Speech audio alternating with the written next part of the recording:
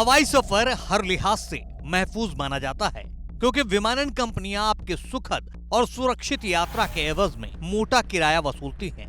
लेकिन बीते कुछ महीनों में फ्लाइट के अंदर हुई घटनाएं डराने लगी हैं, क्योंकि यहाँ तो हालात रोडवेज बस से भी बदतर हो गए हैं।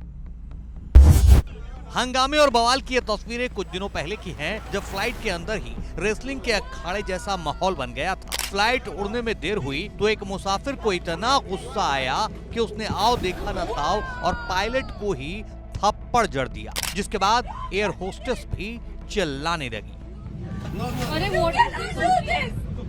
हम कितनी देर से बैठे हैं?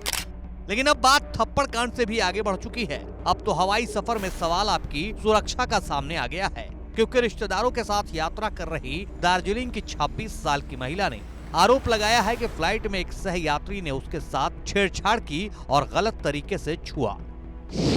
सिविल सेवा परीक्षा की तैयारी कर रही महिला 31 जनवरी को स्पाइस जेट फ्लाइट SG 592 से यात्रा कर रही थी। विमान में महिला के बगल में कोलकाता के एक लॉ स्कूल का छात्र बैठा था। सुबह करीब 9:30 बजे जैसे ही फ्लाइट ने उड़ान भरी, महिला ने ईयरफोन लगा लिया और संगीत सुनने लगी। उड़ान भरने के तुरंत बाद उसने महसूस किया कि एक युवक लगातार ताका झाकी कर रहा है।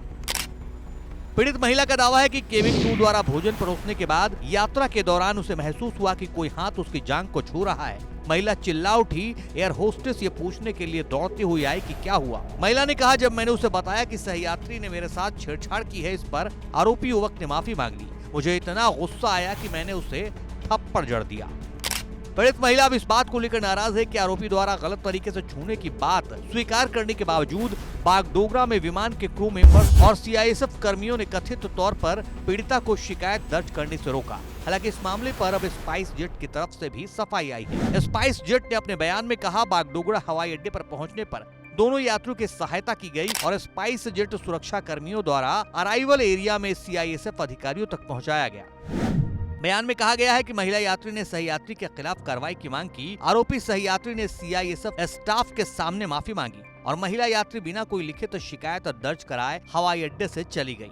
पूरी घटना के दौरान हमारे केबिन क्रू ने सक्रिय रूप से महिला यात्री की सहायता की और उनकी सुरक्षा सुनिश्चित की।